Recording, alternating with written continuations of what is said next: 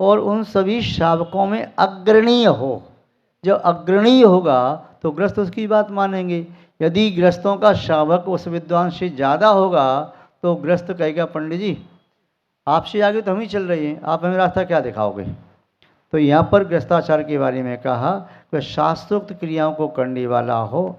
शास्त्र में क्या चीज़ है, गृहस्थ यदि नहीं जानता है, यदि पीछे चल रहा है तो समझा सके, तो वे गृहस्थाचार की परिभाषा यहाँ पर आचार्य महोदय ने यहाँ निबद्ध की है। श्रावक की 53 क्रिया आएंगी तो बाद में बताएंगे। यही कुल मिलाकर के क्रिया हो जाती हैं कि 12 व्रतों का पालन करना, षटावश्य का पालन करना, 11 व्रतों का पालन करना, 12 प्रकार के तपों का अभ्यास करना, संयम का पालन करना, यानी पूजन करना, ये सब क्रियाएं श्रावक की क्रिया होती हैं। चिदानंद परम ज्योति, चिदानंदम परम ज्योति, चिदानंदम परम ज्योति,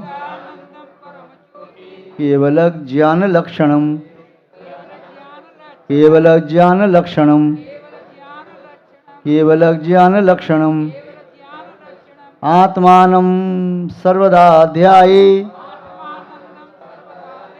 आत्मानं सर्वदा ध्याये,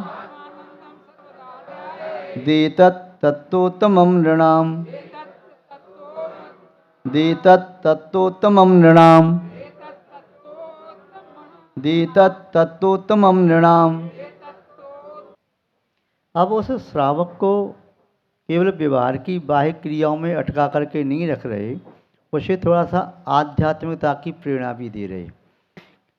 आचार्य शांत सागर जी महाराज के संग सेवक उनकी वर्षों तक सेवा करते रहे।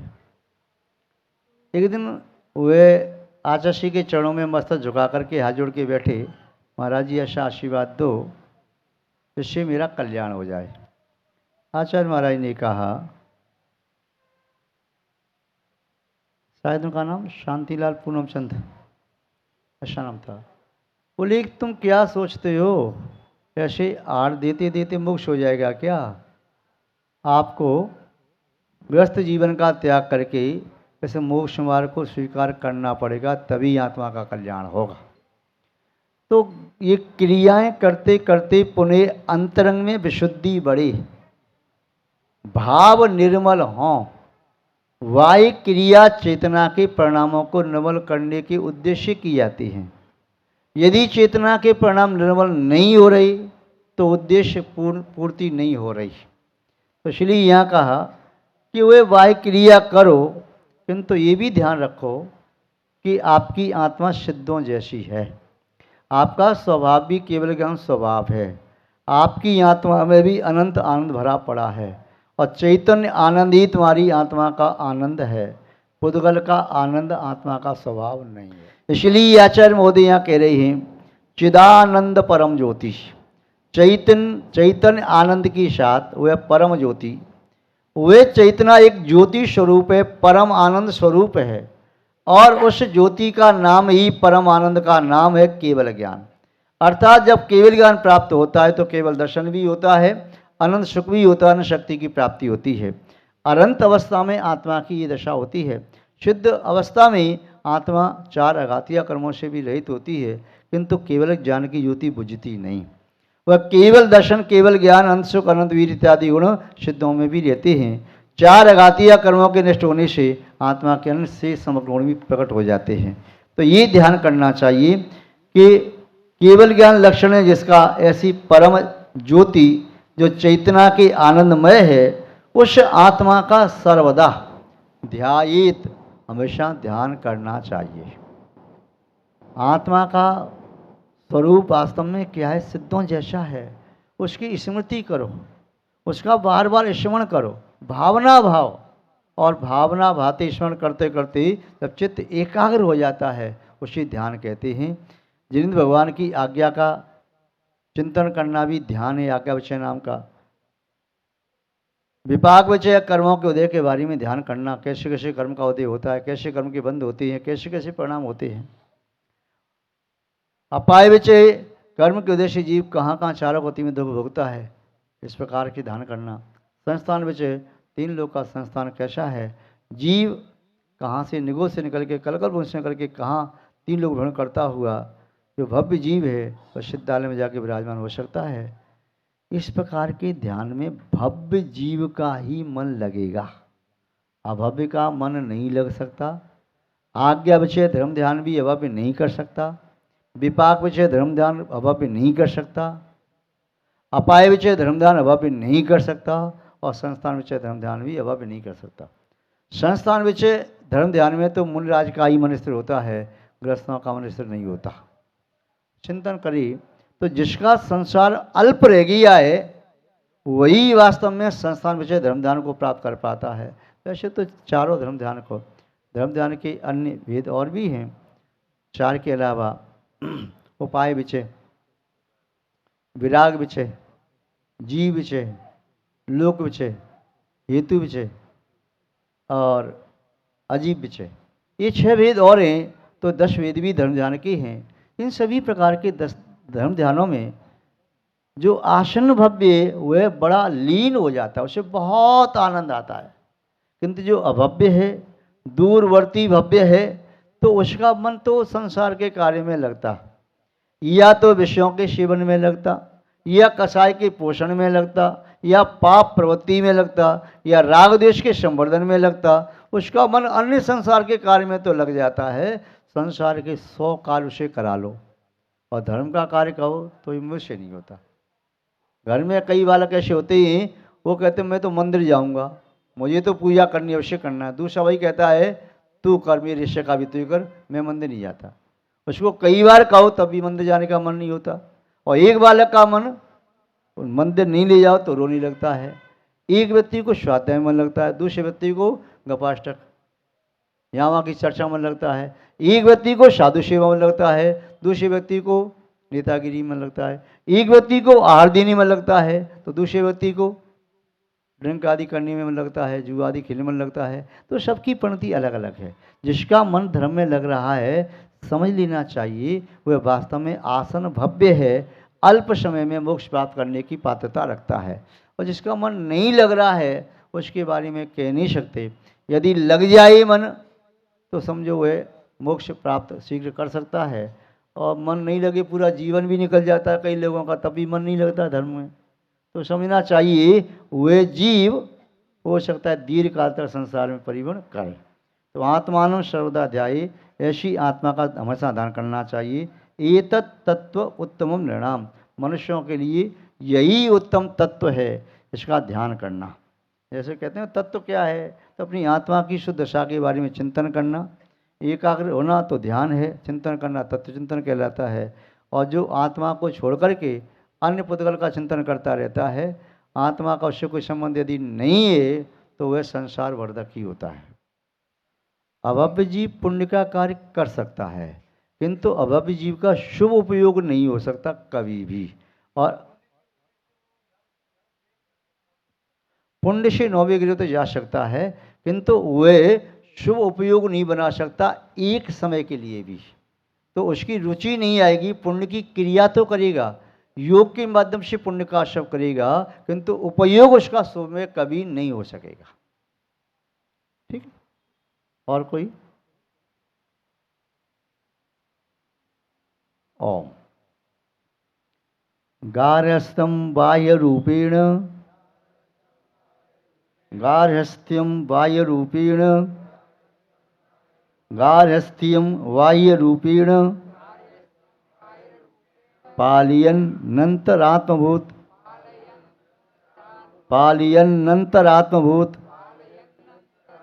पालयन्नन्तरात्मभूत मुच्यति न पुनर्दुःखम, मुच्यति न पुनर्दुःख, मुच्यति न पुनर्दुःख यो न वतति निश्चितम,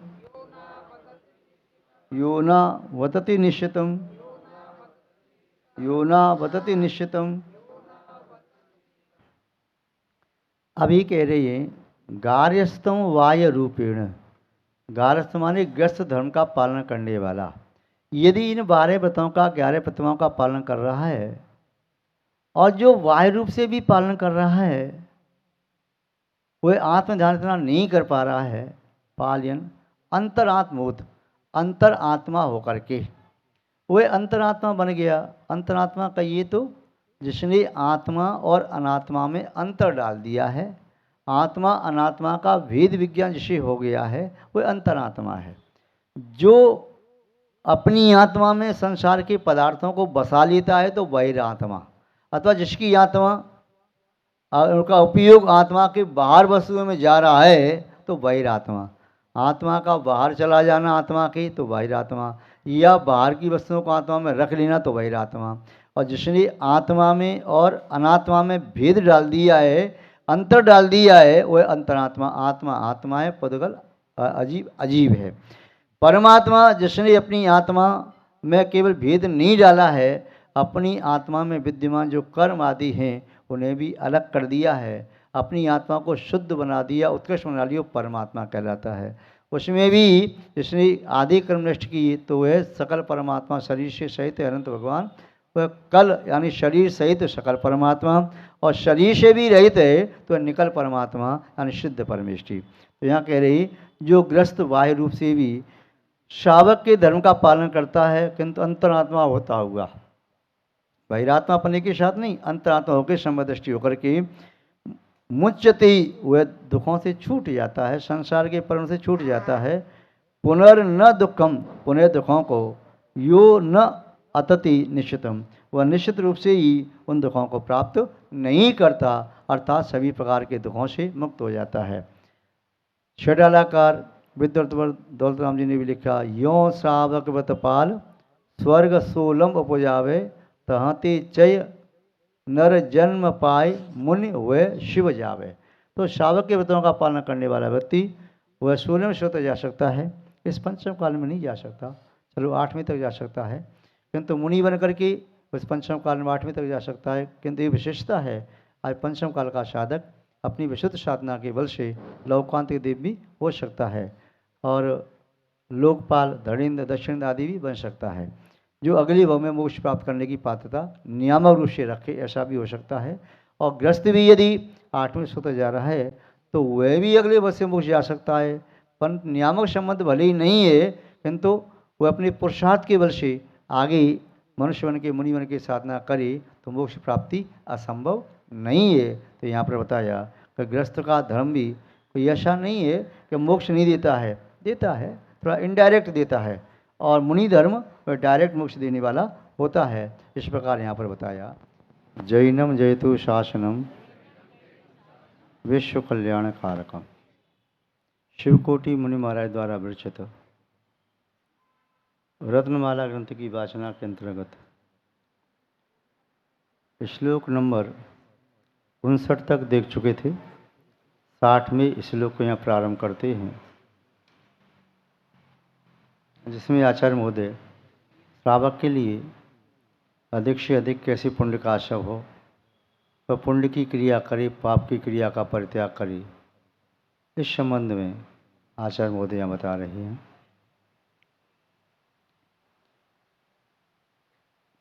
कृतेन येन जीवस्य, कृतेन येन जीवस्य पुण्यबन्धः प्रजायते, पुण्यबन्धः प्रजायते, तत्कर्तव्यं सदा न्यच्च, तत्कर्तव्यं सदा न्यच्च, तत्कर्तव्यं सदा न्यच्च, न कुर्यादतिकल्पितं, न कुर्यादतिकल्पितं, न कुर्यादतिकल्पितं। ओम। आचार्य महोदय कह रहे हैं, इन कृतेन, इन कहिए तो जिसके द्वारा, कृतेन कार्य के द्वारा, जिस कार्य के करने से जीवस्य जीव को पुण्यबंधः प्रजायते, पुण्य का बंध होता है, तत्कर्तव्यम सदा, भी कार्य सदा श्रावक के द्वारा करते रहना चाहिए।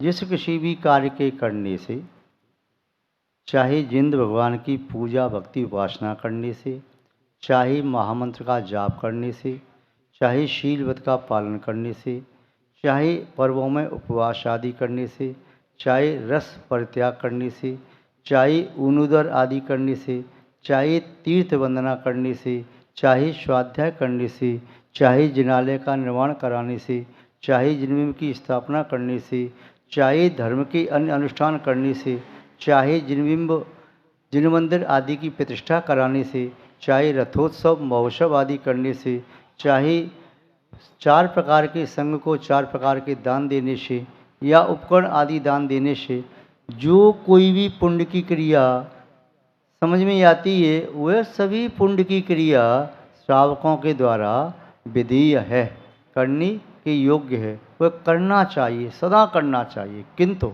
अन्यच्च न कुर्यात, अन्य जो क्रिया है जो पुण्य का कारण नहीं है अर्थात पाप का कारण है, वह न कुर्यात, वह नहीं करना चाहिए।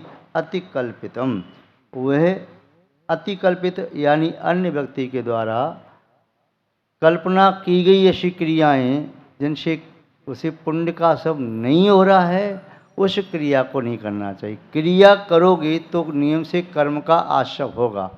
अब कर्म का आश्रय आप कौन सा करना चाहते हो, पुण्य कर्म का आश्रय या पाप कर्म का आश्रय?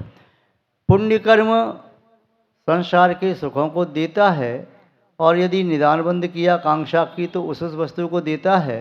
यदि निदान नहीं किया, आकांक्षा नहीं रखते हैं, तो वह पुण्य बंध परंपरा से मुक्ति का कारण बन जाता है, मोक्ष का कारण हो जाता है। इसलिए पुण्य परंपरा से मुक्ति का हेतु है, अनंत अवस्था का हेतु है, पंच परमेष्टि की अवस्था का हेतु है। और पुण्य को यूँ कहें कि पुण्य के साथ दिव्य प्रकाश है, जिस दिव्य प्रकाश में आत्मा अपनी शुद्ध दशा का अनुभव कर पाता है, आत्मा आत्मा में लीन हो पाता है।